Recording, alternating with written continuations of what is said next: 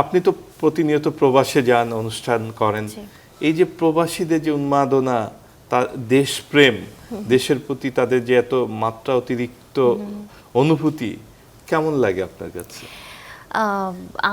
আমার ভালো লাগে। আমি নর্মালি দেখেন যখন আমরা দেশের বাইরে যাই তখন কি হয়, যদি শর্ট টাইমের জন্য গেলেও মানে আমি আমার ফ্যামিলি সবসময় দেখা যায় যে বাংলা খাবার খোঁজে, যে কোনো একটা বাংলা রেস্টুরেন্টে যাই বাংলা খাবার খাবো।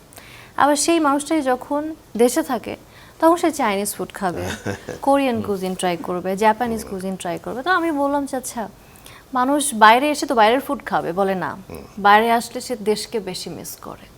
তো তখন সে দেশি ফুড খোঁজে, দেশি মানুষ আশেপাশে দেখলে তখন মনে হয় যে আচ্ছা কতদিনের পরিচয়, মানে ছুটে যায়, কথা বলে, ভাই বাড়ি কই, কোথায় থাকেন। মানে তখন হয় কি যে কে ছোট কে বড়, কি কাজ কে করছে, কার কি পেশা, আমরা কিছুই মনে রাখি না। প্রথম কথাই ভাই বাড়ি কই। হ্যাঁ, তো এই একটা কথাই দেখা যায় দুজনকে মোটামুটি অনেক কাছে নিয়ে আসে। আমরা অনেকে দেখা যায় যে আচ্ছা পরিচিত বেজে, ও আচ্ছা আপনি ওনাকে চেনেন, আমিও তো চিনি, এরকম হয়ে যায়। তো মানে আমার মনে হয় যে প্রবাসীরা এটা ঠিক বলেছেন যে আমাদের দেশে যে কোনো কিছুতে তারা বেশি অ্যাক্টিভ থাকে, বিকজ তারা দেশটাকে বেশি মিস করে। ঠিক আমরা যেমন শর্ট টাইমের জন্য দেশের বাইরে গেলে দেশের ফুডটাকে মিস করি, দেশটাকে মিস করি, ঠিক সেইভাবে। যেটি বলছিলাম আগের দফায় আপনাকে, যে পোশাকের রঙের সঙ্গে কি সমর্থনের মিল আছে? জি, তার মানে ব্রাজিলকে সাপোর্ট করছে।